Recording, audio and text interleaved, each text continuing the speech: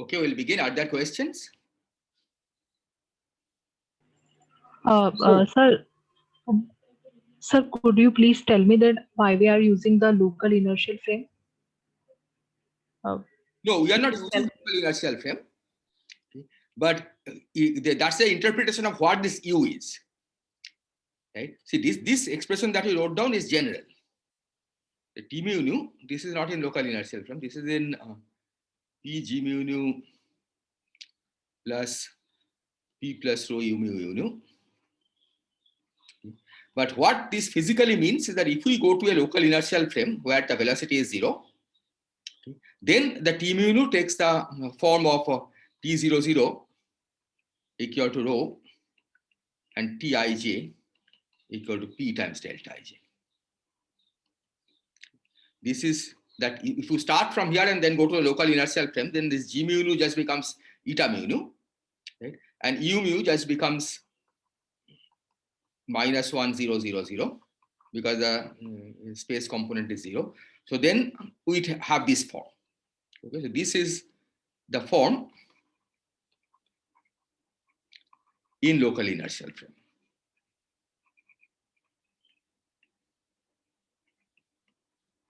So that's the interpretation of what this expression means. Not that we are going to work in the local inertial frame. Is this point clear? Okay, sir. Okay. Because in local inertial frame, if you just set G mu nu equal to eta mu nu, and so if you set G mu nu equal to eta mu nu, and set this U upper mu as 1, 0 component as 1 and the others are 0, right? You can always choose a frame like this, right? Because you can always choose a local inertial frame where G mu nu locally is eta mu nu, the derivative, the first derivative is 0. And then furthermore, you still have the freedom of doing a Lorentz boost. And during using that Lorentz boost, you can bring E mu in this form. And now if we just substitute it here, you will find that you have T00 equal to rho, Tij equal to delta Ij, and Ti0 equal to 0 in this frame.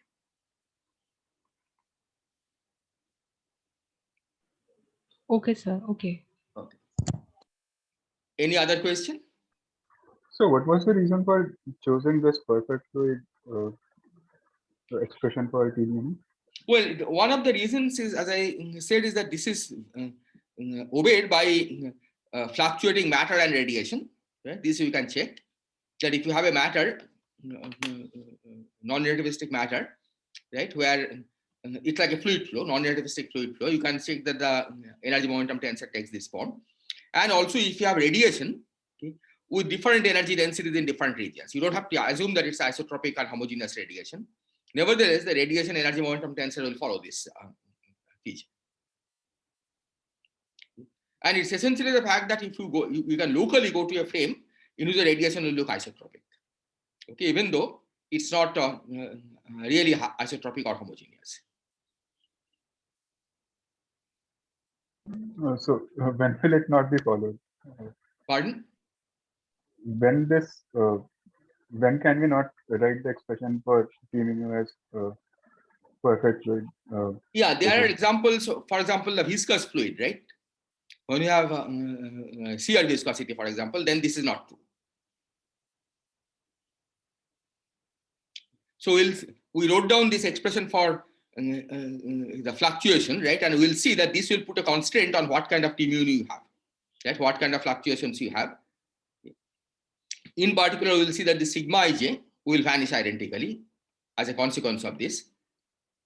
But if you consider fluids where sigma ij is non-zero, then you will not obey this condition. Okay.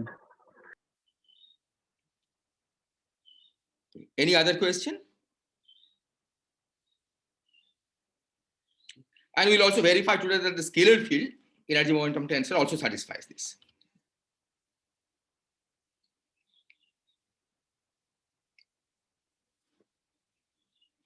Okay, so let me remind you where we were. Okay, so you are studying scalar perturbation.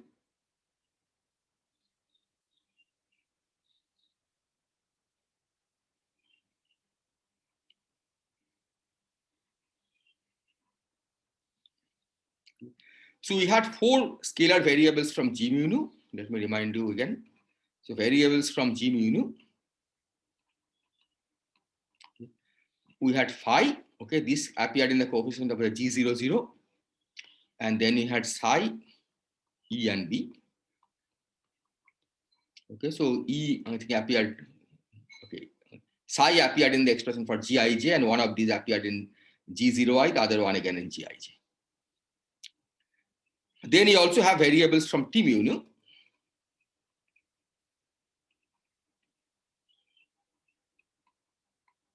Okay, 4 variables. This is the fluctuating T.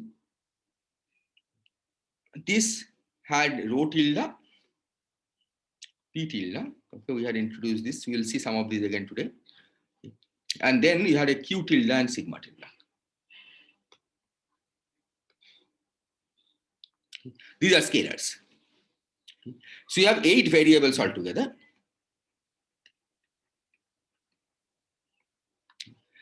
We also have 2 gauge transformation parameters, scalar gauge transformation parameters.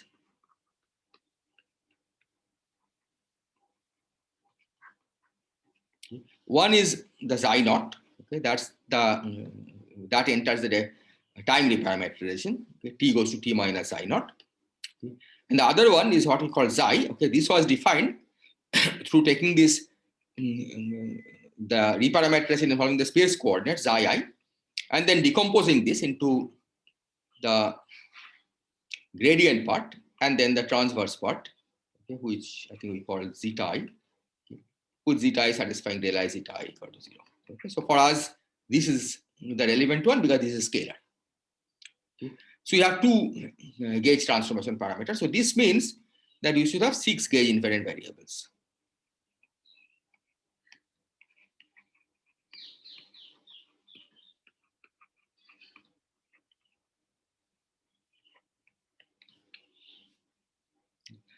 Then we counted equation. So if we take Einstein's equation, okay, let's write this as k mu nu equal to 0, where k mu nu is r mu nu minus half r g mu nu minus 8 pi g t mu nu.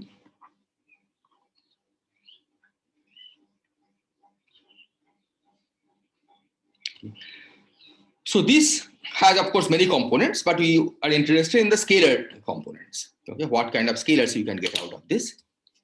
Okay. So you can do that counting as well. So let's do that. So you have k00. Okay, that's a scalar. Okay. Then k0i. Okay, again we can decompose into the gradient term, and then some vector part which we don't really care about right now. Okay, so this is the second scalar equation. Then we have Kij, which you can decompose into again scalar vector tensor. So there's a delta Ijm plus del I del J P. I'm not sure if I use the same symbols yesterday, plus del I Uj plus del J Ui plus V transverse Ij. Okay, where these satisfy the usual transverse conditions, del I Ui equal to 0, del I Vtij equal to 0, and Vtii equal to 0. Okay, so that there are no scalars inside this. So M and P are the scalars. Okay.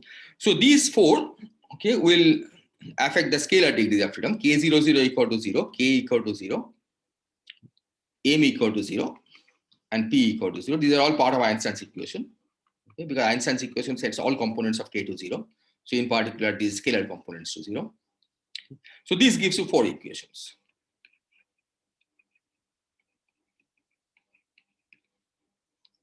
Okay. So you have 6 variables and 4 equations. So this means, so 6 variables. So this means that we need 2 more equations to be able to solve these.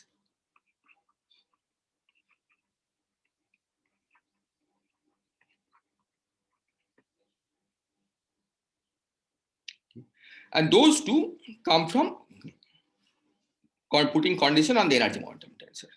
So put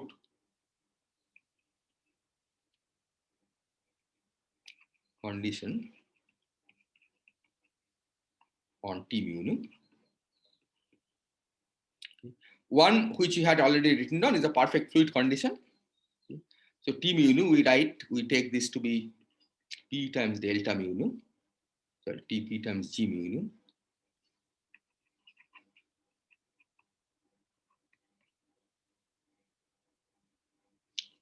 plus P plus rho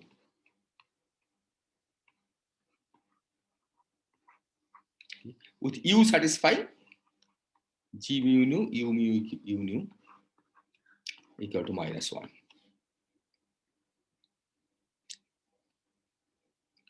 So instead of having all components independent, okay, we can clearly see that you have reduced the number of independent components because you have P rho and then the 3 components of U. Right? Those are the, so you have only 5 component T instead of a general 10 component. Okay? If it's 4 by 4 symmetric matrix, then it's a 10 component T, but we have reduced it to the 5 components. So this we can also write as the mixed tensor because that's what you'll compare it with. So T mu nu is P delta mu nu plus P plus rho U mu U nu.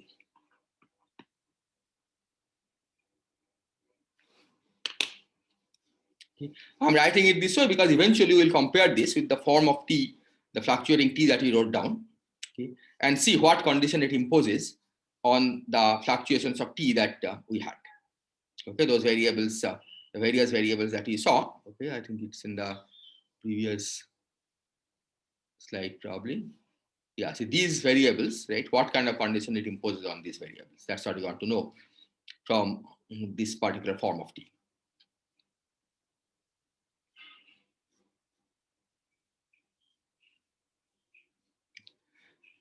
So one reason, as I already emphasized, that one reason we take this is because this is true for matter and radiation. So this form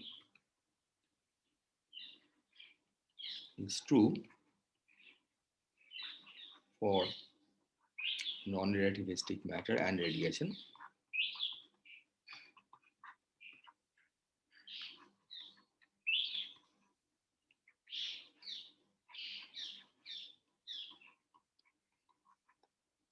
It's also true for scalar field theory. Okay, so let's just check how that works.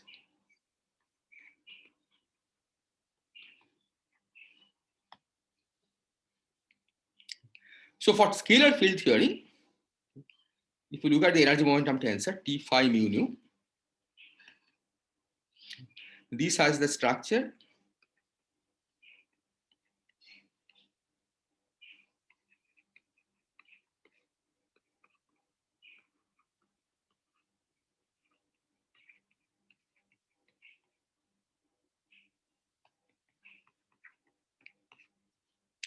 and you want to check if this can be written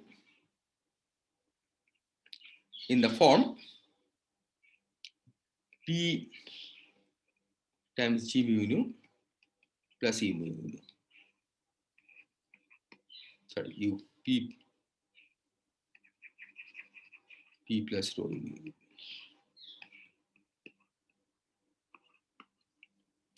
And just by comparison, we can see that indeed it can be done. Okay. So we choose P as minus of this.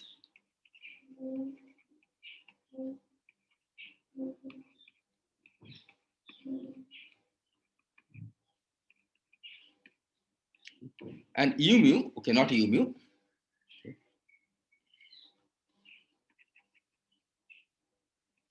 Square root of P plus rho U mu equal to del mu phi. Okay, then obviously this energy momentum tensor has this structure.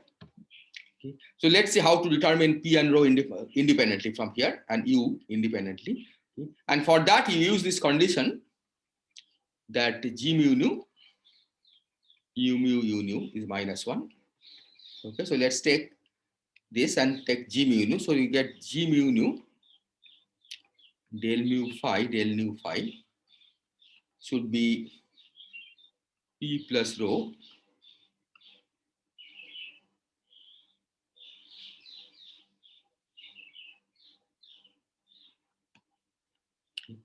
then G mu nu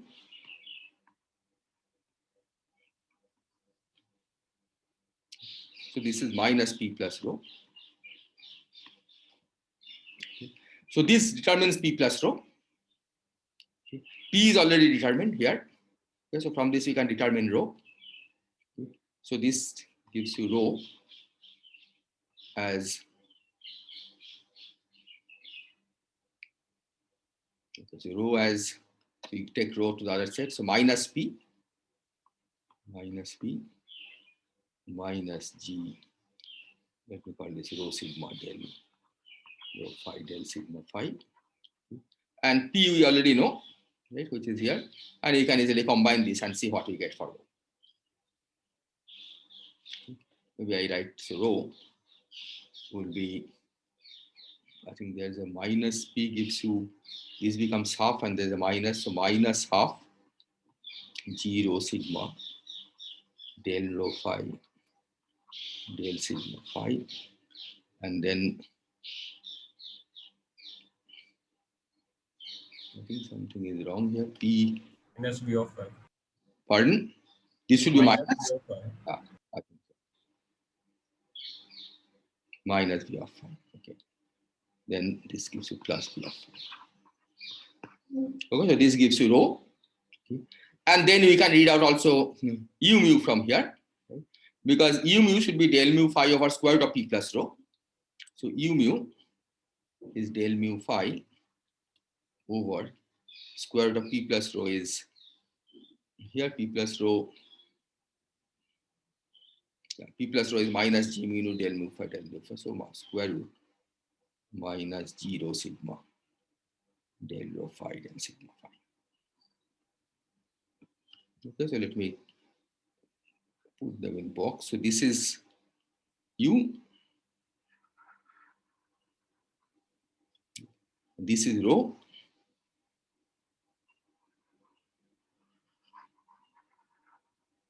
And this is P.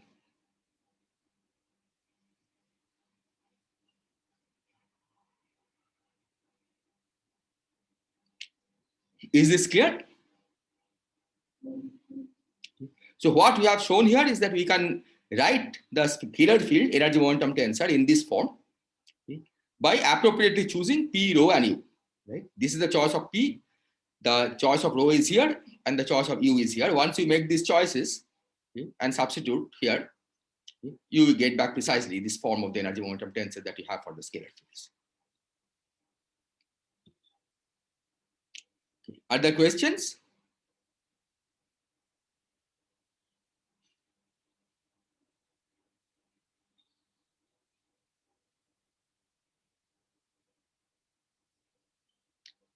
Okay, so now we are going to assume this form, okay, and see what we can learn about the energy momentum tensor, the fluctuation of the energy momentum tensor that we had introduced first.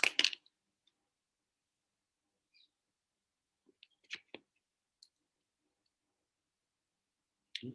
So let me write down this form first. So T mu nu equal to P delta mu nu. Okay, I have raised one index, so the G mu nu has become delta mu nu plus P plus rho U mu, and compare that with the parameterization that we had chosen. So T00 was minus rho bar plus rho tilde. Okay, rho bar is the background, the average is the fluctuation. Ti0 was Qi. Okay, and Qi we further decompose into vector and scalar, but let's not worry about this right now. And Tij was P bar plus P tilde delta ij plus sigma ij.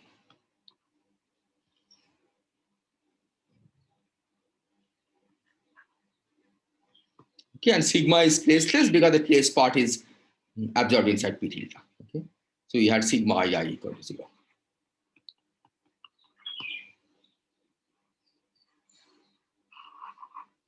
So now the compare is the point is you want to compare this with this and see what kind of restriction we can put on these various perturbations.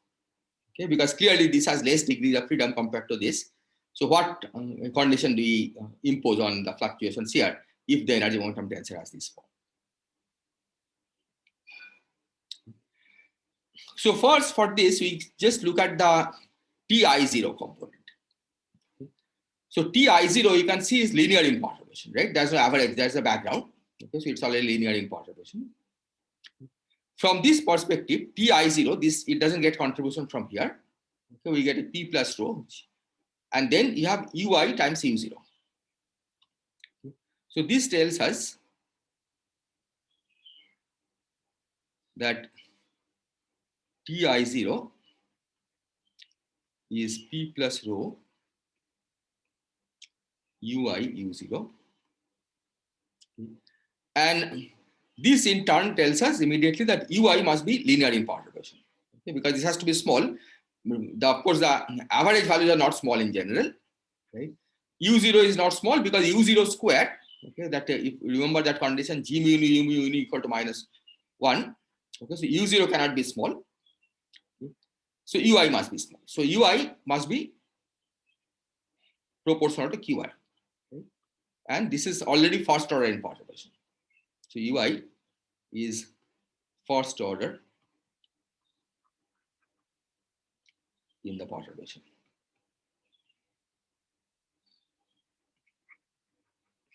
So would you repeat that?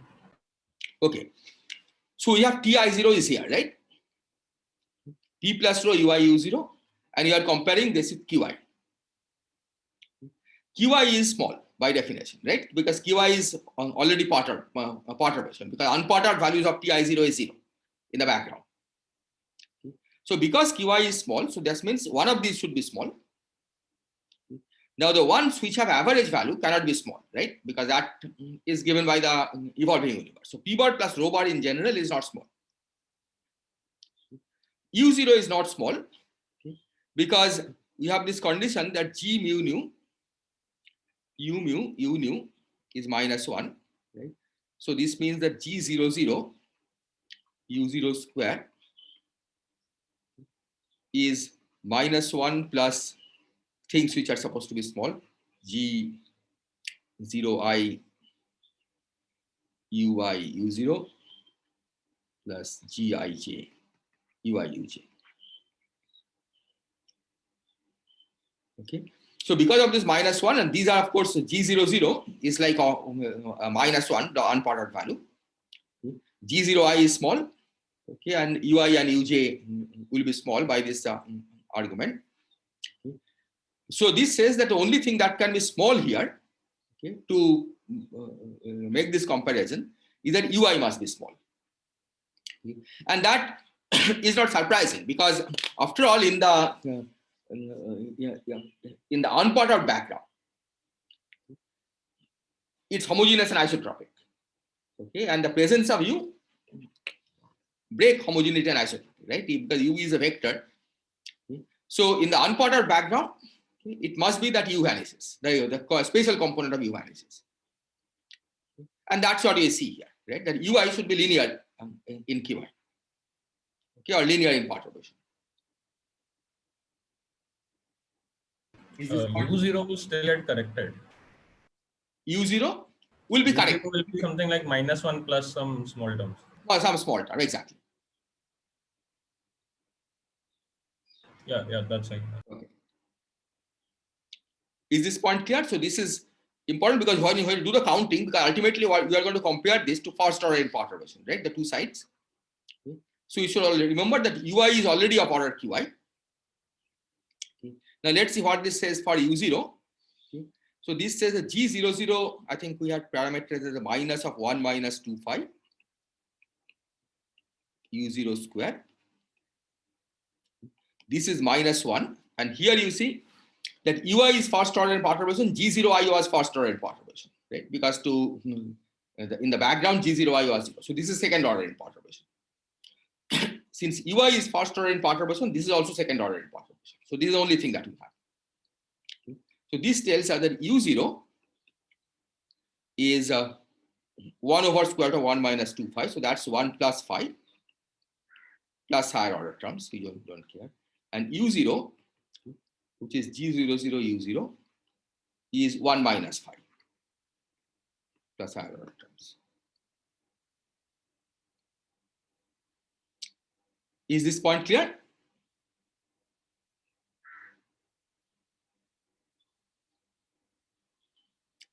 So let's now compare this. So Ti0, compare Ti0. So now we are going to do a more detailed comparison to find not just the order of magnitude, but actual numbers.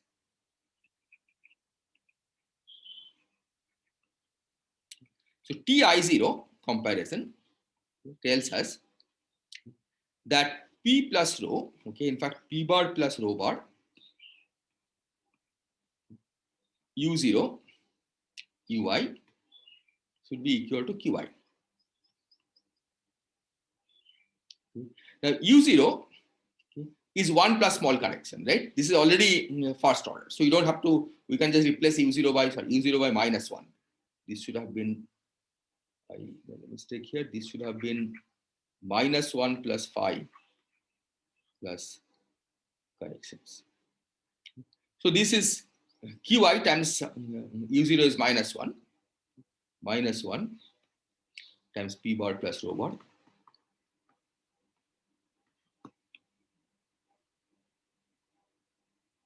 What did I do? I didn't do things correctly. This should have been.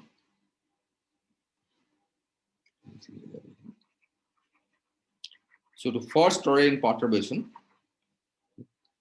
this is okay. So this is supposed to be Qi. Now on this side we have P bar plus rho bar. U0 is -1 and Ui. So this is equal to Qi. So Ui equal to minus Qi over P bar plus rho bar. Okay, upper or lower index doesn't matter here, okay, because we are already in perturbation. Is this point clear?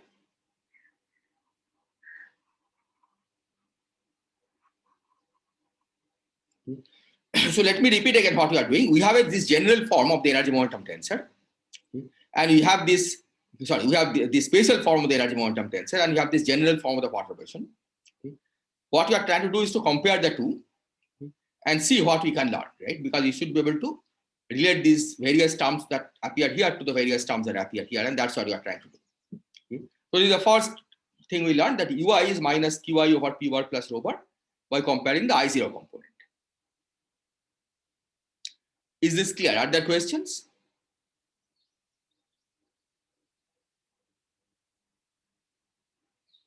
Okay, so let's look at the 0, 0 component. Okay, so T00. T00. So this tells us that minus rho bar minus rho tilde, so minus rho bar plus rho tilde. So this is P times delta 0, 0, that's 1. So this is P. And then there is P plus rho times U lower 0, U upper 0, right? So now let's see what U lower 0, U upper 0 is. So U lower 0 is minus of 1 minus phi. Okay? U upper 0 is 1 plus phi. So when you take the product, the linear in phi cancels. Okay, because it's 1 plus phi is 1 minus phi, it becomes 1 minus phi square. Okay, so to linear order, you can just drop that phi square and you just get -1. Okay? So times -1. So this gives you minus rho. So that tells you that rho is rho bar plus rho tilde.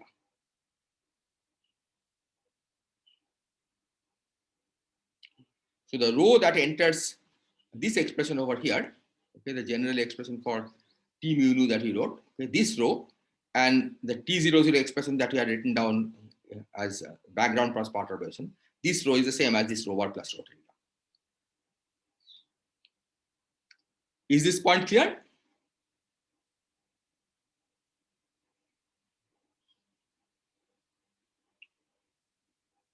Okay.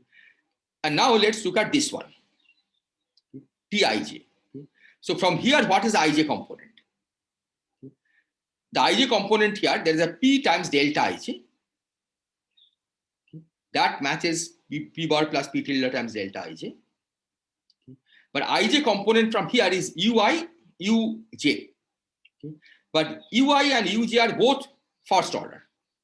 Okay. So Ui, Uj will be second order, right? Because it will be like Qi, Qj. This is proportional to Qi, Qj. This is second order. So this term doesn't contribute. Okay. So when you compare this Tij over here and the Tij that you calculate from here, okay, we see that P should be identified with P bar plus P tilde, and sigma will vanish. Okay.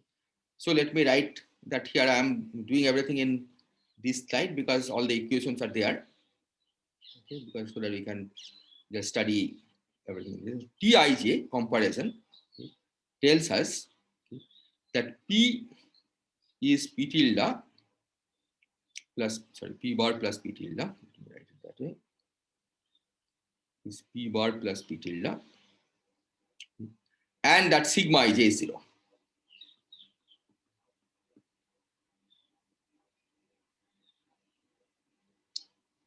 Is this point clear? So this is the additional equation that we are getting. Okay, this is the constraint that we are getting by comparing this with this, okay, namely that the sigma vanishes. So having this perfect fluid form, put this constraint on the energy momentum tensor. So that's the main lesson from this, that when you assume a perfect fluid from the energy momentum tensor, you automatically set sigma equal to 0. Are there questions or comments?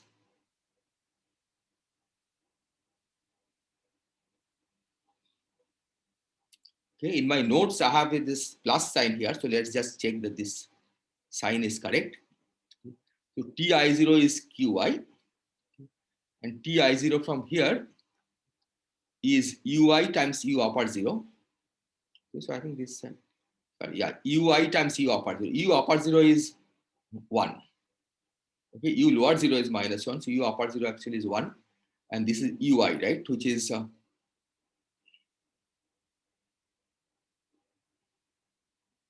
what?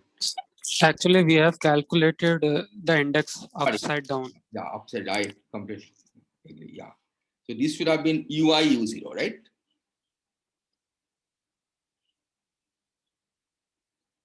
This should have been Ui U0.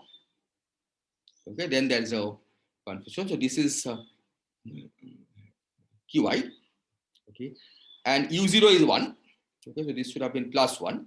Okay, because U0 is 1 to this order. Okay. It's P bar plus rho bar times 1 times Ui is Qi. So this is plus side.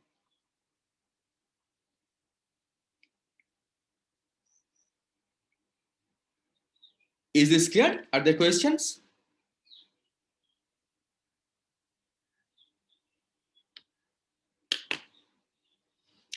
So let me. Yes. To begin with, we did not know whether, and actually still I think don't know that we'll be reducing, like by choosing this form, we'll be reducing a scalar component and not something else. No. So this, at this stage, you have not actually assumed a scalar component, right? So this sigma ij equal to 0 basically sets the tensor and vector parts of sigma also equal to 0. And isn't that too much constraint on? Well, but it is true. It's true for matter, radiation, and scalar field theory. Yeah, no, yeah, I mean, so this is like providing one equation for scalar, but it's also providing other equations for vector and tensor thing. Yeah, because this equation has not the scalar component, but also tensor and vector components, right? When you are equating two T mu nus, right? Two expressions for T mu nu. Yeah, that is an exact sort of matching. And here you are not focusing on just the scalar components. Right? So as far as this slide is concerned, right, this contains everything, tensor, vector, scalar. Okay, because this qi also I have not written it as del I q tilde plus capital Qi, right, as we had done yesterday. Yeah. So this is for all components. Yeah, I mean, from 10, we have to come down to 5. Yes. So that counting we have not come. We have not done. Okay. So at this stage, all you are saying is that sigma ij is 0. Now we'll focus on scalar component. Okay, and see Yeah. what it does. Yeah. So this sigma ij equal to 0. Okay. So this puts you a lot of constraints, okay, but not all of those translate to scalars. Okay, that will be reducing the number of degrees of freedom too much, right? So it basically says that whatever scalar component is inside sigma is set equal to 0. Whatever vector component is inside sigma is set equal to 0, and whatever tensor component is here is set equal to 0. Yeah. Okay. Any other question? So let me write these equations here again. So we have rho equal to rho bar plus rho tilde. So these are in terms of the perfect fluid parameters, and these are in terms of the general perturbation that we had introduced. So P equal to P bar plus P tilde. Then Ui equal to Qi over P bar plus rho bar. And sigma ij equal to 0.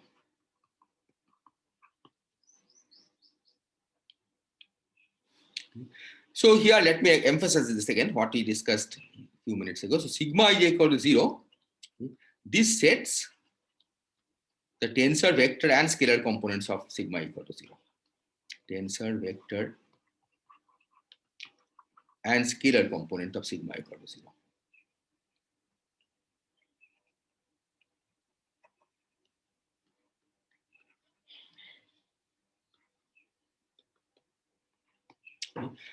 So we'll basically focus on the scalar part because that's a non-trivial one. But at this stage, let me just say that the fact that the tensor component of sigma is set equal to 0, this means that the evolution of tensor perturbation is essentially source free.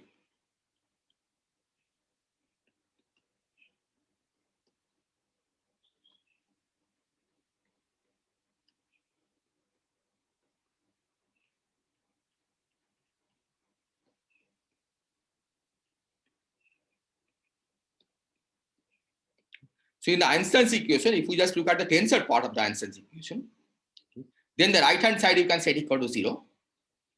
And essentially that sets the tensor perturbation to constant, right? There is really no time evolution of the tensor perturbation. Okay, at least as long as it's outside the horizon. So tensor perturbation evolution is simple. It's a scalar perturbation which is complicated, okay, which is what we are going to discuss. So let me remind you that the general form of sigma that we had, okay, so sigma ij had the scalar piece, which is, so it had some sigma tij, then we have this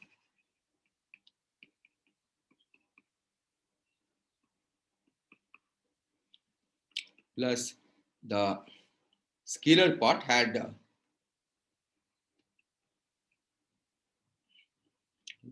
and then you have to take out the trace part. Okay, and the reason for taking out the trace, making this traceless, is because the trace part has already gone into P tilde, if you remember, right? That in the expression for Tij, P tilde comes with delta ij, so the trace part has already gone in, so you have to make this traceless. Okay. So this in particular, and then these satisfy the usual transverse conditions, which I will not write down again. Okay. So this means in particular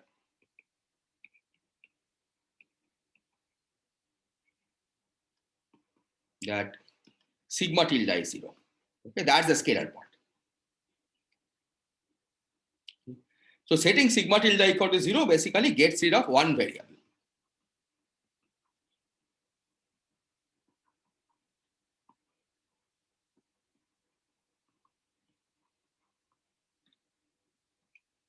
So remember that you had 6 variables, okay, 6 up to gauge transformations, okay, 6 gauge invariant variables, okay, and 4 equations. Okay. So you have gotten read of one variable, okay, using this perfect fluid condition. Okay. So you have now 5 variables and 4 equations. So you still have to get rid of one more variable, okay, and that will get rid of by equation of state. Is this clear? Are there questions?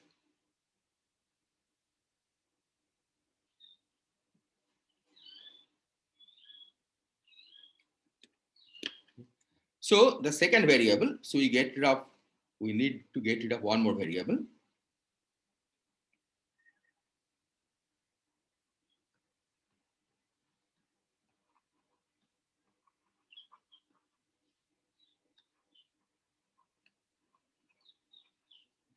And this we will do by use equation of state.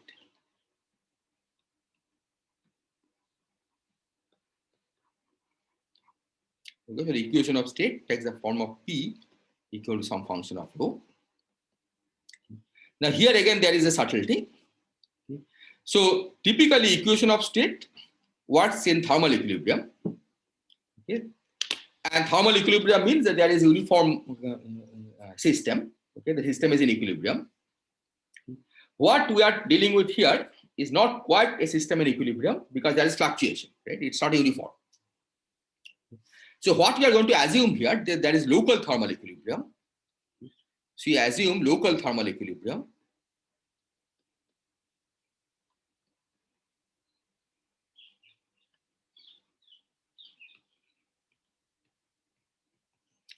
Namely that in different patches of the universe, rho has slightly different values, P has slightly different values. But in each of those patches, there is a local thermal equilibrium so that we can use the equation P equal to F of rho. Okay, that's an additional assumption. Okay, local thermal equilibrium.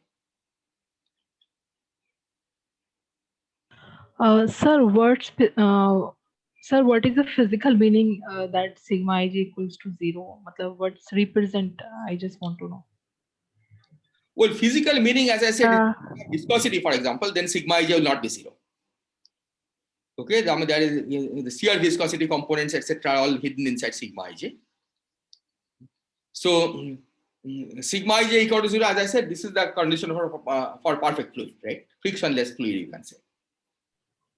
Okay, okay, sir. Any other question?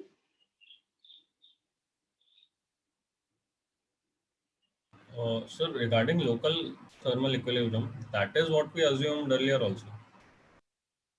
Like during the evolution of Big Bang universe.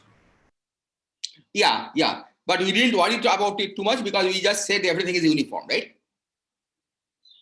Yeah, but the patches were not causally connected anyway. So I know, yeah. But that didn't really bother us too much, right? Now you are really talking about fluctuation, so you have to make the assumptions very clearly stated, right? But you are right that I mean even there, right? You can say that okay, if two patches are very far, right? If they're out of each other's horizon, then they cannot be in thermal equilibrium. But then they separate thermal equilibriums. Pardon? Like two patches which are not causally connected, like after inflation, they have separate thermal equilibriums. Yes, true. But the point is, if the inflation has already set the initial temperatures equal. Yeah, it behaves as if it's a common temperature bath. Exactly. Yeah. Right. But here you are certainly allowing for the fact that it's not a common temperature. Nevertheless, we are assuming that this is local thermal. It's a local thermal equilibrium. And this is used quite often in fluid dynamics, for example, right? That you use local thermal equilibrium. So in each patch, the fluid, if you have a fluid flow in general, the temperatures in different regions may be different. But nevertheless, you assume that there is local thermal equilibrium so that in each patch you can apply this equation of state. Yeah.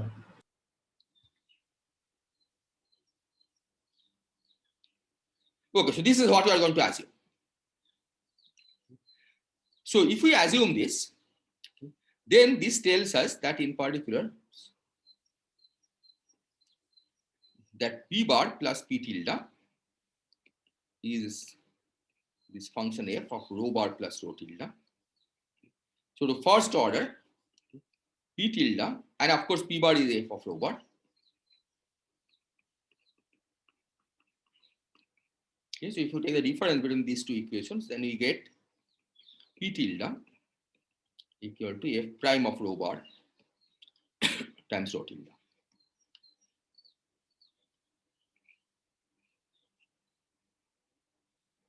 So the two equations that we have now, they are this one and sigma tilde equal to 0, and those are enough to reduce the number of variables to the desired number, that is 4.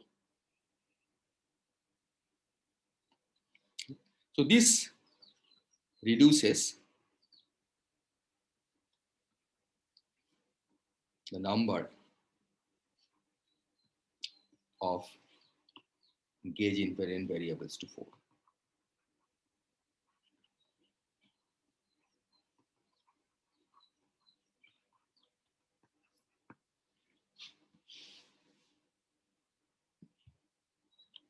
Is this clear? So we'll now write down the expression for the gauge invariant variables and then see how exactly the number is reduced. Are there questions?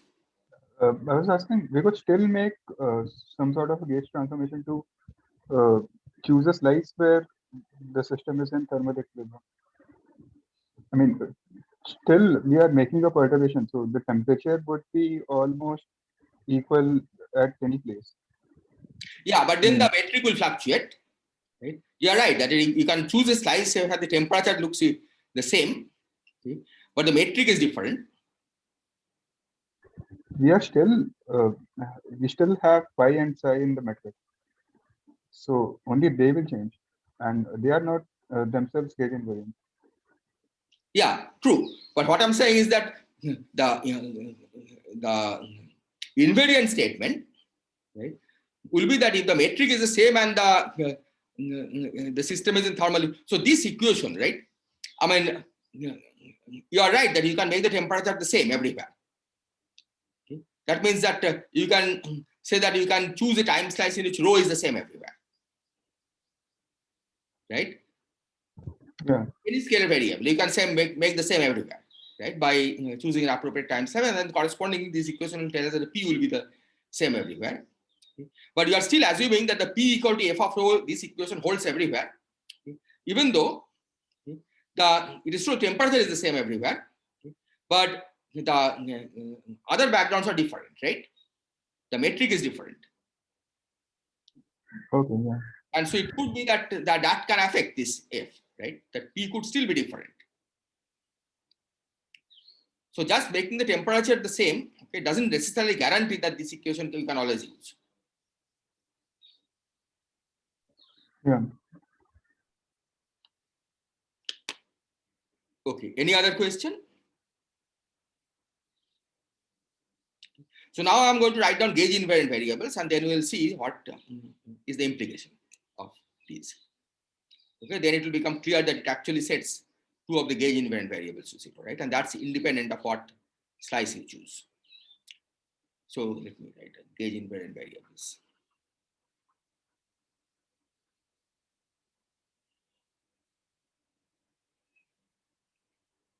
Okay, this I'm not going to give the derivation again because we had worked out these at various stages.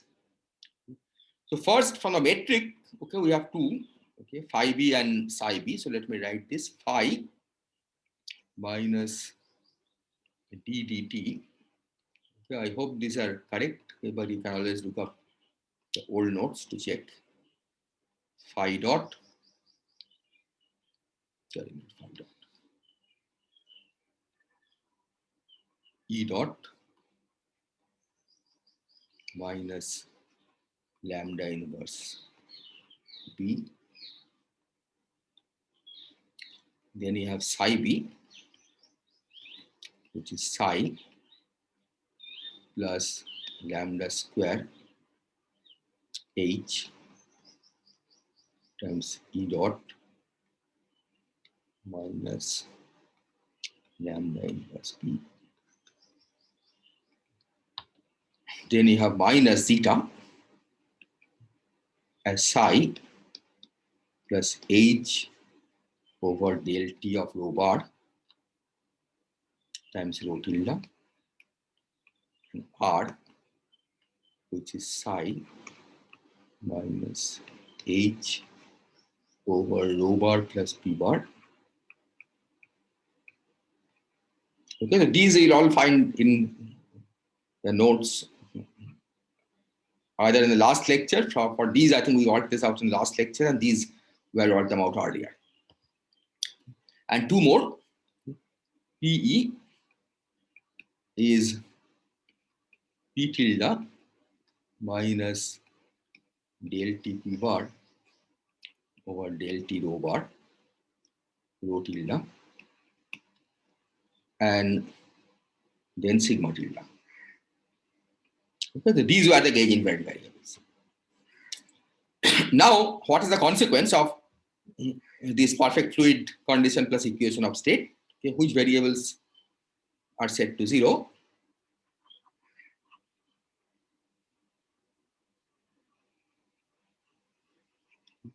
First, sigma tilde is set to 0, right? That you have already seen.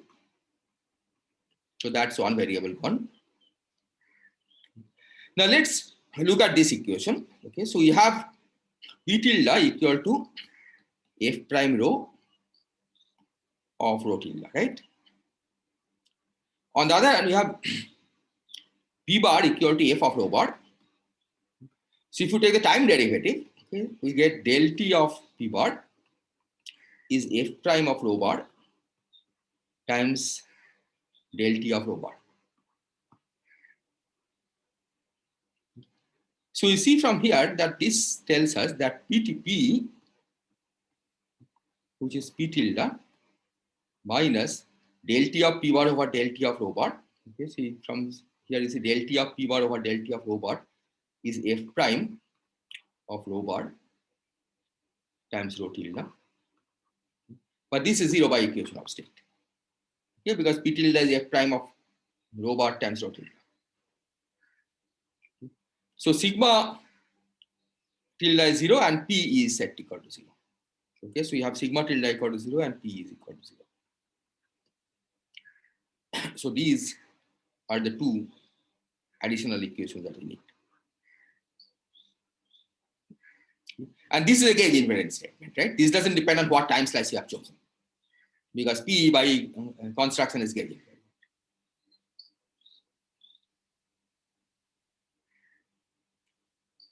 Are there questions?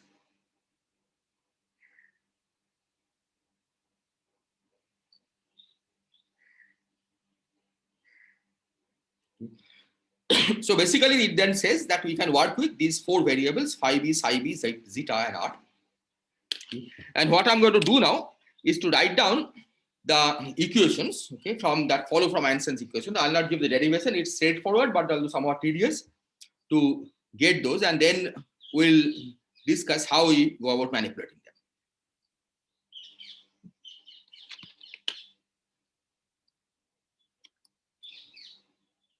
So this is exercise. Okay, this, as I said, is somewhat tedious, but it's straightforward. The Einstein's equation gives the following equations, and here I'm working in momentum space. Okay, otherwise the factors of momentum will be replaced by derivative, but we'll not write the hats. Okay? But we'll drop the hats, because typically the Fourier transform variable carry hat, right? But it will be understood that all variables are actually Fourier transform variables. So the first equation is 3h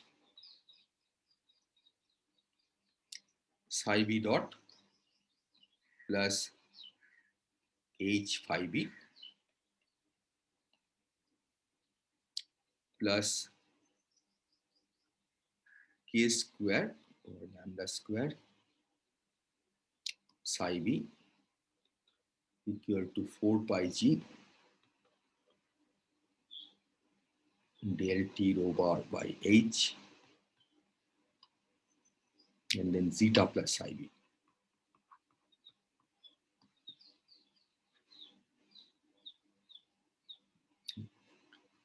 Then you have psi b dot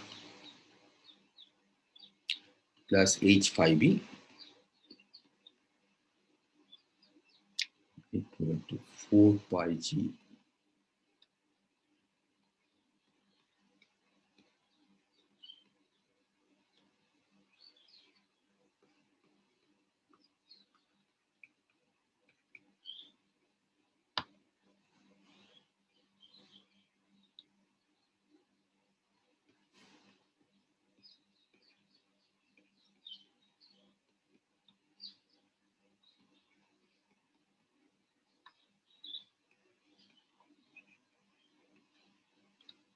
So here I'm going to set sigma tilde equal to 0.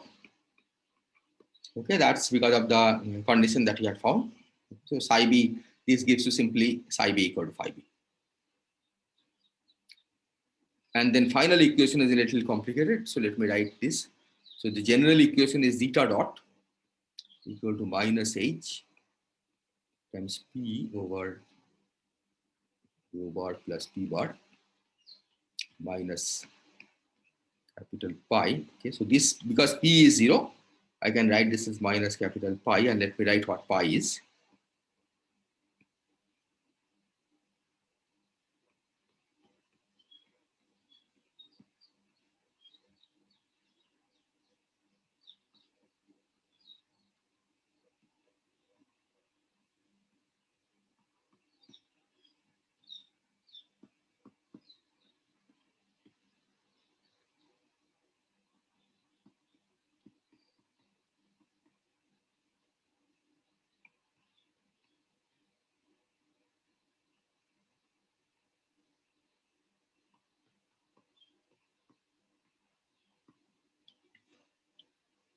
So these equations look a bit complicated, but it's all very explicit, right? And you can get this, as I said, just by substituting these into Einstein's equation. Okay, so let me just check that all the things I'm written correctly.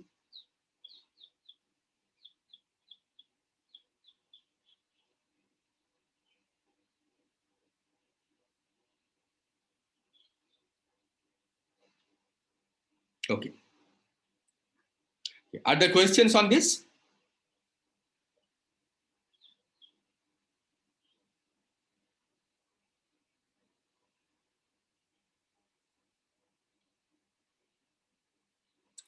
So these are some differential equations. Okay, you can see there are some time derivatives involved in this.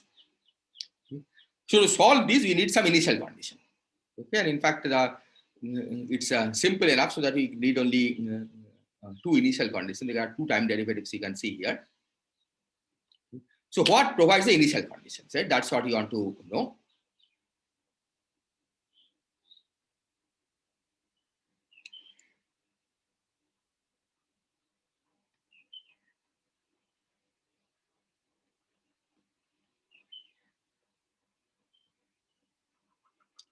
Now, these, as you have emphasized, that these are set at the horizon exit.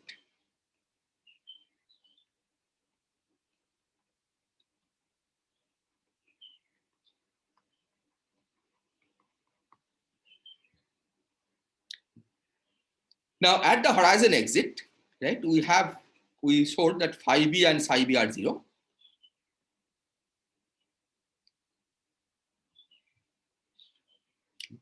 And if you remember, we had introduced another variable, okay, for the scalar field driven inflation. During that time, there are three gauge invariant variables to begin with. So the third variable, okay, we had called r or minus I, zeta. They are the same. But let me just call them, okay, ri and zeta I, because we have not shown that this r and zeta, the variables that we have introduced here, right, r and zeta, these are given in terms of the general stress tensor. We have not shown that these are the same as the r and zeta that we had introduced during inflation, right? So let's call these temporarily as ri and zeta I. Okay, I stands for inflation. These are the horizon in values at horizon exit, and that form was given as psi plus h over phi bar dot del t phi bar times phi tilde. Okay, this is the scalar field during inflation. So phi equal to phi bar plus phi tilde is a scalar field during inflation.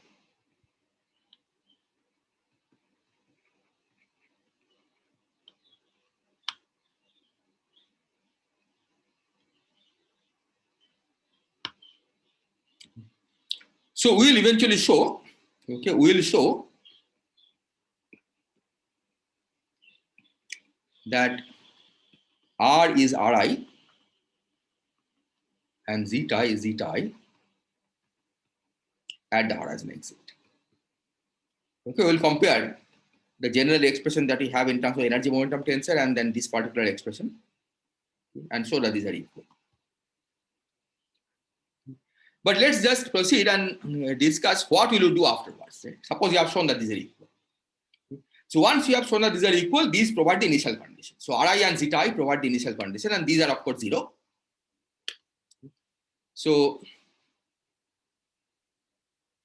initial conditions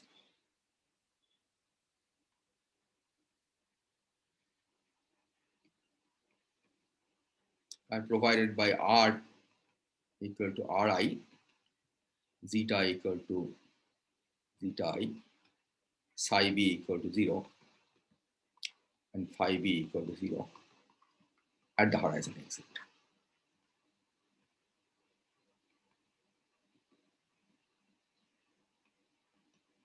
Okay. And at the horizon exit also, zeta I is minus Ri. Okay. So really, there's only one independent set of variables, Ri. So this means that we can find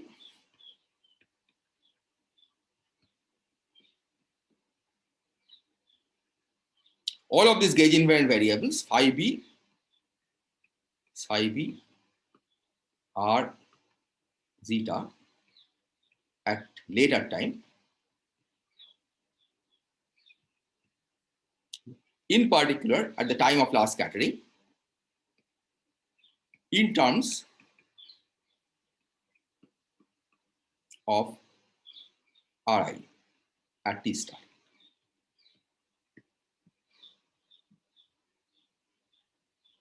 And this is a linear relation because we will just use linear perturbation. Okay? So these are, what you say, these can be found in terms of Ri. These are linear functions of Ri, right? Some linear combinations of Ri multiplied by some known coefficients, right? That you will calculate by using these, by solving these equations. So once this is done, okay, once you have gotten this, then you can calculate the correlation function, the 2-point function of these variables. So take any pair. Okay? So phi b of k. Okay, remember these are in the momentum space. Okay? So phi b of kt, phi b of k prime t. Because these are, since these are linear functions of the Ri's, so these can now be expressed.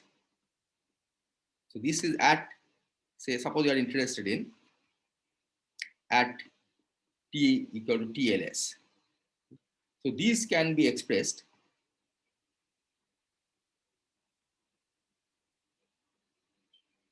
in terms of Ri of kt, Ri of k prime t at T star.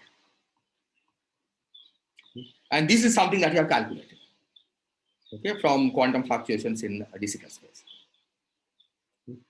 So because this is known, okay, we can find any arbitrary 2-point function, right? It doesn't have to be the same field also. It could be phi and psi, for example, or phi and R.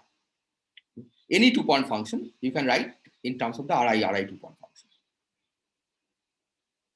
So this is the goal, okay, that we will calculate various 2-point functions at the time of last scattering in terms of the Ri 2-point function. And afterwards, of course, you have to figure out how to relate this to experiment. But first, we'll learn how to calculate these in terms of this 2-point function, and then we'll see how to relate this to experiment. Okay, which is experiments are, of course, the fluctuation in the microwave temperature. So that's basically the strategy that we're going to follow.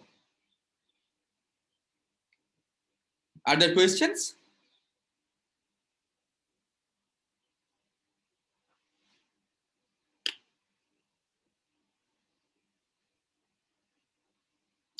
Okay, so let me just check that this assertion that R equal to Ri and zeta equal to zeta really holds.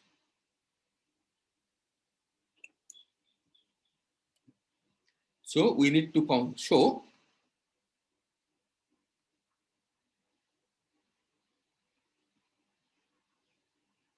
that R equal to Ri and zeta equal to zeta I at the horizon exit.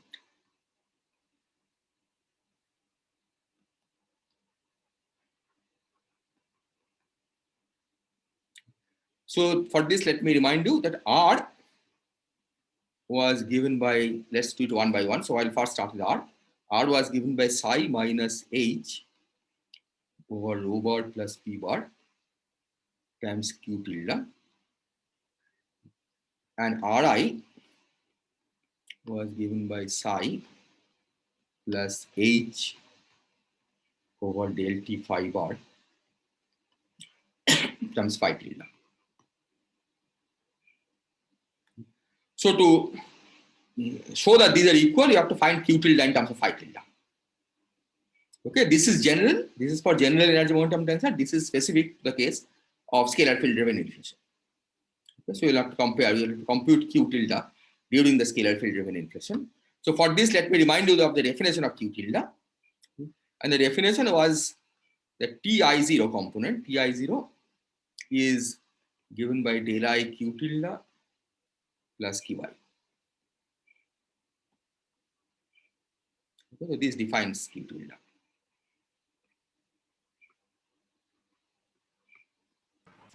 So Yes, go ahead, please. So why are we, I mean, at horizon exit, we are still during inflation, right? Yes, There Q tilde gets contribution only from the scalar field. yes. I mean, is there a point to this exercise then? Yeah. The point is that you have to make sure we just defined R. This R has nothing to do with this Ri to begin with, right? Yeah, this R is for general team union. Exactly. So you have to show that in the special case of scalar, this reduces to this Ri, right? I mean, just because I have used the same symbol doesn't guarantee that they are the same. It guarantees it in the sense that it is a subset of the other. No. I could have multiplied this by 2, for example, right? Oh, okay. You are saying that they are just gauge invariant things that have been Yeah, constructed. exactly. They are just gauge invariant things that you have defined, right? You define the gauge invariant thing for scalar and you have defined the gauge invariant thing for the general energy momentum tensor. I But see. you have to now make sure that they are the same, right? Yeah. When I just use the same symbol, so that's why it looks like it's a pointless exercise. But I could have used a different symbol here, right? Instead of calling it R, I could have called it something else. Yeah, okay. Is this clear? Are there questions on this? So the point is, so far you have never said about any relationship between the R and zeta that we introduced for general energy momentum tensor to the R and zeta that we had for the inflation, right? And now we are trying to establish that relation. Okay, and that will also justify why we called them by the same name. And for that, we now are calling them by different names, and then we'll show that R is equal to Ri. Any other question? Okay, so now let's consider for scalars, right? So basically, we want to find what Q tilde is, right? So for scalars, I could have just used the U to do it, but it doesn't matter. Let me write T mu nu is del mu phi minus delta rho sigma delta mu nu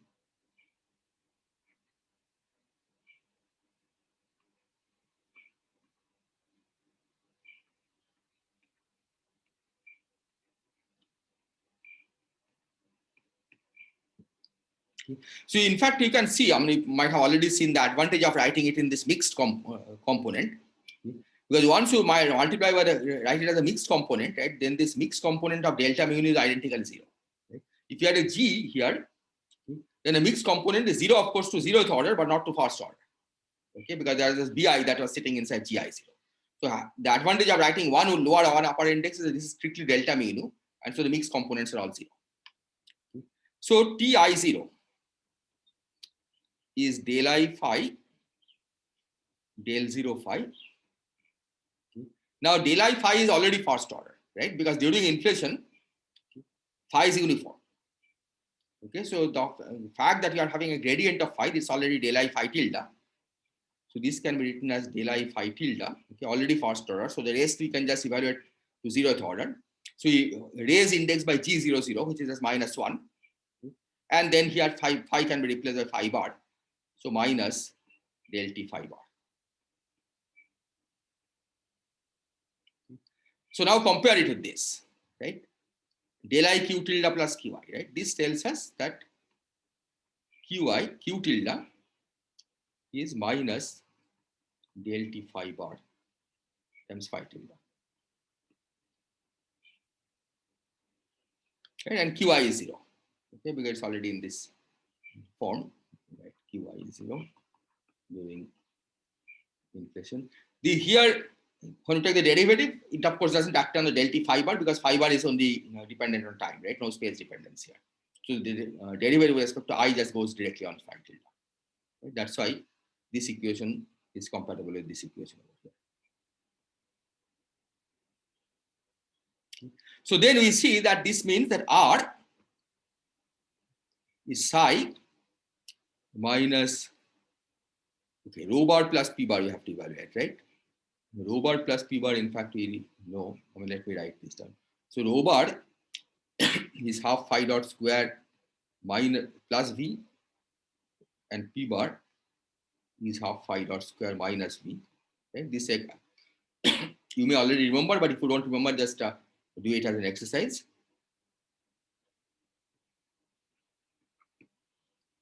So with this, R becomes psi minus H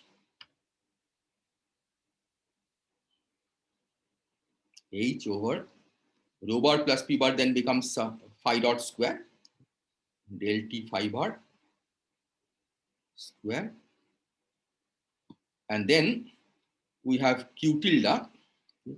Q tilde is minus del T phi bar times phi tilde, so minus del T phi bar times phi tilde, and you can see that indeed this is the same as R, right? Because 2 minus signs cancel, 1 del T phi bar cancels with this, so this is psi plus H over del T phi bar times phi tilde, which is the same as Ri.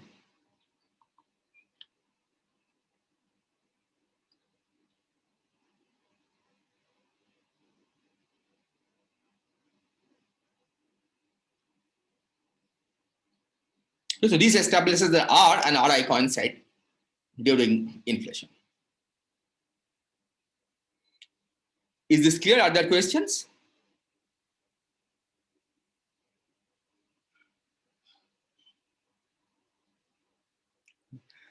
So similarly, one can show that the zeta and zeta I coincide. Okay, this is a little more complicated, but not too much more complicated. You have to use a little more information for during inflation, which you may have forgotten. But let me see. So zeta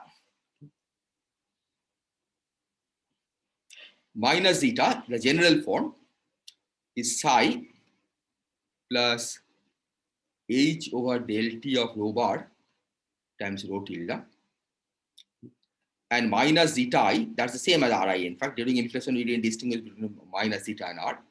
So this is psi plus H over del T phi bar times phi tilde.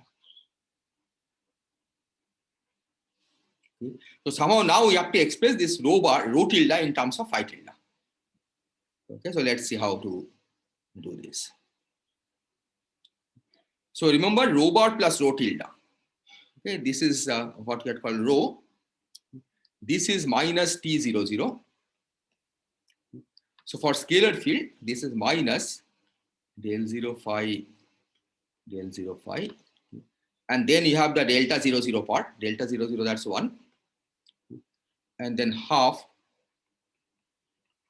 G 0 0 del 0 phi square minus B phi.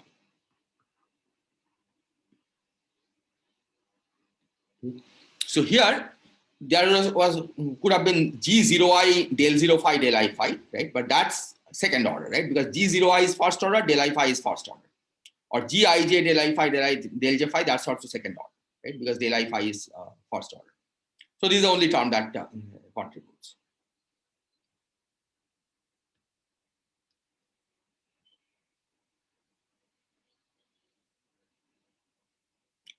So this I can write. So del 0 phi, we have G00 del 0 phi. So minus, I can write this as G del 0 phi times G00 del 0 phi. Now there is another term G0I del I phi, right? But G0I is first order, del I phi is first order, so you don't have to write that term. So it's just this. So plus half G00 del 0 phi square minus T00. So something is, this was a plus. So plus half plus V of phi. So that gives you minus half G00 del 0 phi square plus V of phi.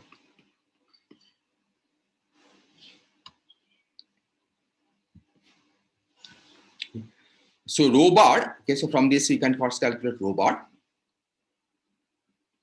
Rho bar is G00 is 1 for average, so half phi dot square. This we have already seen, in fact, plus V of phi bar. Okay, this is not a new formula. So rho tilde, okay, you have to look at the perturbation. So the perturbation here can either come from the G00 perturbation or from phi perturbation. Okay. But the G00 perturbation multiplies phi dot square. Okay. And we'll assume that phi dot is small in slow roll. Okay, so we'll just ignore that. Okay. So rho tilde approximately is minus, and G00 is almost minus 1. So you just replace with a minus 1. So minus del 0 phi bar del 0 phi tilde. And then 1 from here plus V prime of phi bar phi tilde.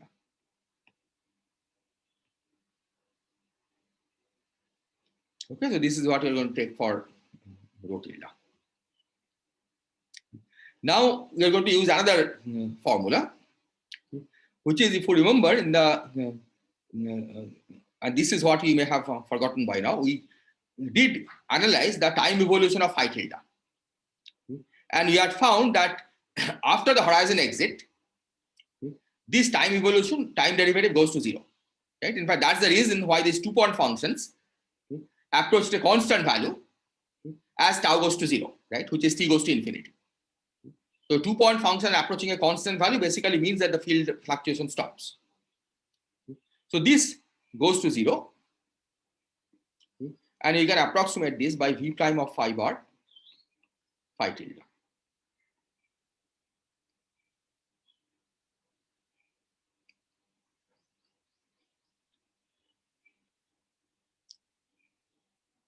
Is this clear? Are there questions?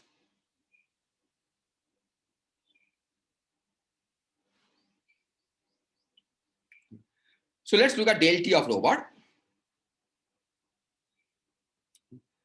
You get a phi dot or phi bar dot times phi bar double dot plus V prime phi bar.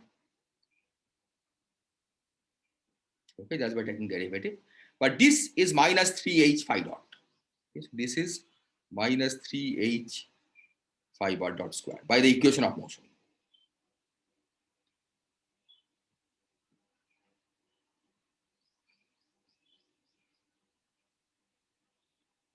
Okay, so the equation of motion for phi bar gives you this. So here v prime of phi bar times phi tilde. Okay. But we have this equation of motion again. Okay, let me write the equation of motion here.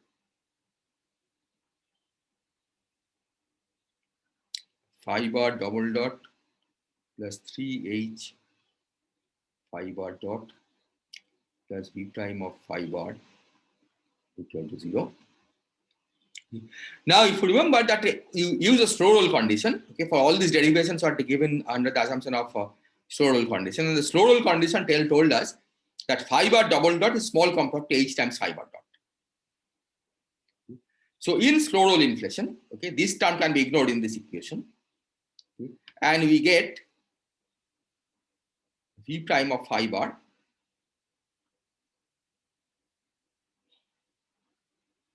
v prime of phi bar is minus 3h phi bar dot.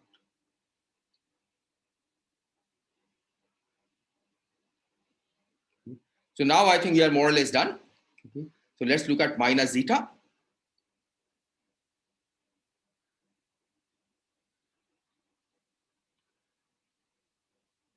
So minus zeta will be psi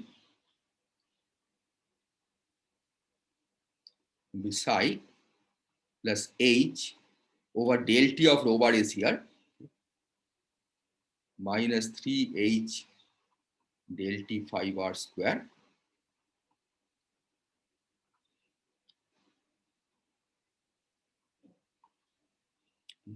and in the numerator we have rho tilde, okay, but rho tilde is v prime of phi bar times phi tilde, but v prime of phi bar is minus 3h phi bar dot.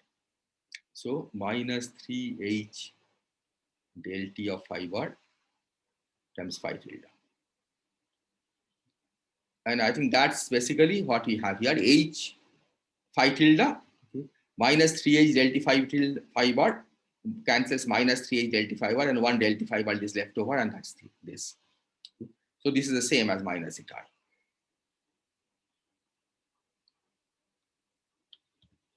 See, if this is confusing, just go through it a little carefully and you will find this condition. So what you see from here is that indeed at that horizon exit, the zeta and r variables that we have introduced, okay, which are not necessarily the same, okay, for when the energy momentum tensor takes a more general form, okay, but at the horizon exit they are the same, and they are the same and they are equal to the zeta I and Ri, or the minus zeta I and Ri that we had at the horizon exit.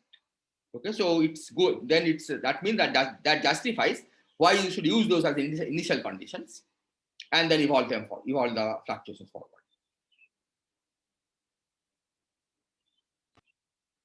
And also, what were the other two initial conditions? We don't need actually other two. Phi b and psi b are 0 anyway, right? So you can take that as initial conditions. Yeah. Okay. Yeah. So these four variables, zeta I, Ri, phi b, and psi b, right? For all of those, we have initial conditions.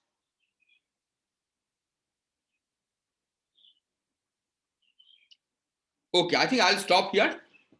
And then tomorrow there will be no class, so we'll continue day after tomorrow. Sorry, not day after tomorrow, on next week. Other questions? So is it shocking that we do not have to talk about reheating at all during this evolution? Well, it is shocking, but on the other hand, we have also used some part of the reheating. We have assumed, for example, that during reheating, you can still use the perfect fluid form of the equation, and that's because there is scalar. Yeah. But yeah, so from that perspective, I mean that's where it's hidden. Yeah. Okay. Also, like I had a general question regarding. Okay, let me put it also in another way, right? That we need the equation of state, right? Yeah. So that equation of state, in a sense, for reheating also you have to find the appropriate equation of state and use it. Yeah. And we are assuming this local thermal equilibrium even during reheating, right? So that information has gone in. So it's not that we have the result that we have gotten is independent of whatever happens during reheating, right? We have already made some assumptions about reheating. Yeah, even the fact that like we treat all the sources independently in the sense that we write down the equation of state of radiation separately, matter separately, cosmological constant separately, and the relation between P and rho of each of these separately, and then put them into the equations. Even though it's an interacting system, and especially during the time of reheating, it's highly interacting. Yes, that is true. So in general, an equation of state would involve all the rows and all the p's together. Yes. But what we are also doing is separating out them and then feeding back in the equation. Yeah. And since it's all linear, it works out. Yeah, that's true. Okay. But typically most of the time, right, at any given epoch, only one component is dominant. Yeah, okay. Yeah, that is. For reheating, for example, you can start with the scalar field driven inflation, right? Where look at the energy momentum tensor of the scalar field. And then we that becomes, as we had seen, that gets converted to massive matter, right, which is non-relativistic matter. Yeah.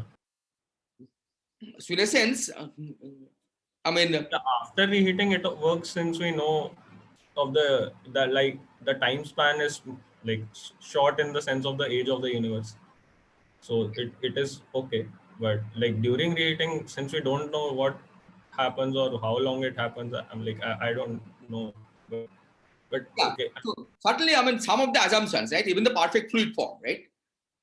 Yeah. We're assuming that all of this holds during reheating. Yeah. But any given model, you don't have to do this. In any given model, you can in principle work out the detailed form of T mu nu and do this evolution. Yeah. So we are doing this here because this is a simplified assumption, but it's not that that if we have a particular model, for example, suppose somebody gives you a quantum field theory, right? In principle, you can just do this evolution fully without making the simplified assumptions. Yeah. But you are right. I mean, here you have made this simplifying assumption, and you are assuming that these assumptions hold also during reheating. Yeah. Also, I had one other thing that if we like forget for the moment about inflation and only talk about Big Bang cosmology, where we have radiation, matter, and cosmological constant, Yes. and like look at the lambda of T like backwards in time, Yeah. there appears to be a singularity at T equals 0. Yes. In lambda. Yeah. So we call it some sort of a Big Bang singularity. But if we accept inflation, there is no such singularity, right? Well, no, the point is that is assuming that before inflation, right, you will again hit a singularity. But that is anyway outside the horizon in the sense that we do not have any. But it's not outside the horizon. It's just that effect. I mean, whatever happened during that gets so diluted that you don't. That doesn't seem to have any effect on us today.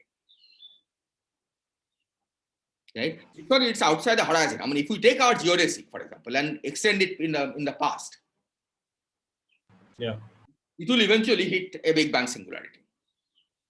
Yeah, that is fine. But since the expansion is exponential, even that light cannot reach us today. Like if we draw a past horizon beyond lambda I, like of inflation, lambda I and lambda star are the 2 points of inflation.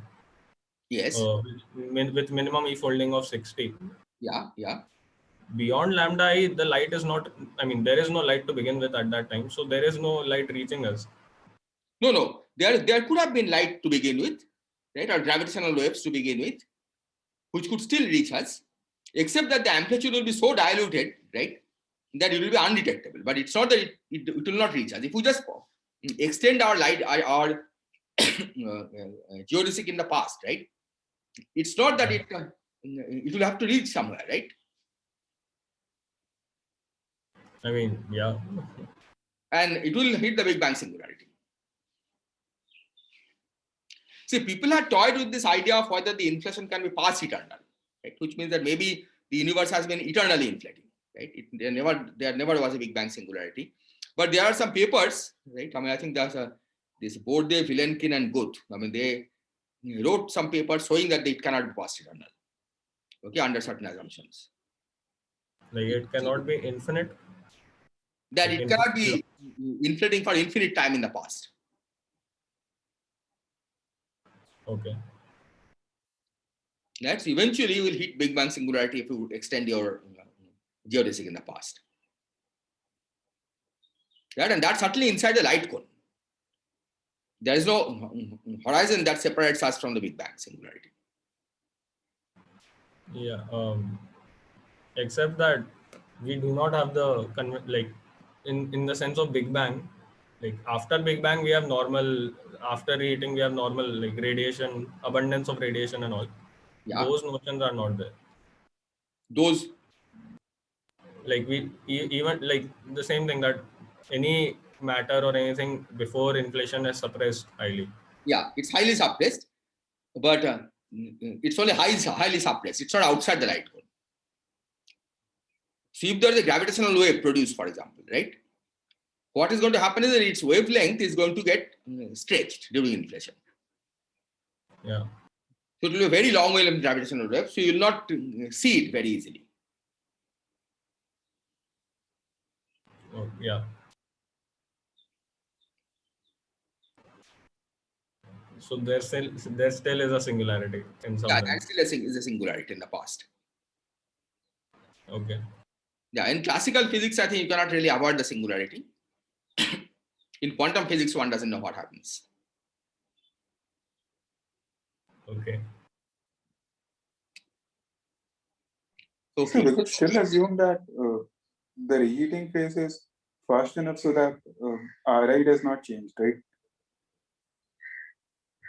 Well, it could still change. I mean, one can look at these equations, right? I mean, we have this. We'll analyze this carefully next time. Right? You have to analyze this carefully, right? And it certainly depends on all this rho bar and p bar, how rho bar and p bar behave during the inflationary phase, right? So the equations are sensitive to the relation between rho bar and p bar on the right hand side. And so one has to check how much it could depend on the form of rho bar and p bar during reheating. No, so does it put any constraint on how much long reheating would have taken place on it? Yeah, I think that as far as I know, there is really no constraint from the fluctuation. You cannot really put very much constraint on the reheating phase. Right? The reheating constraint basically comes from particle physics. That you need certain amount of temperature to be able to produce the kind of physics that you see. Right? You have to be able to produce dark matter, baryons, and so on.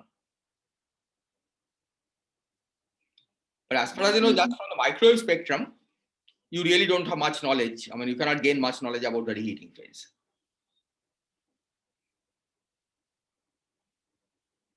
Yeah. So reheating is a part of inflation or just after that? Well, typically one calls the end of inflation is when this exponential expansion stops. So reheating one considers after inflation. Right? So inflation is followed by reheating, then it becomes radiation dominated and then eventually matter dominated. Okay, sir. Any other question?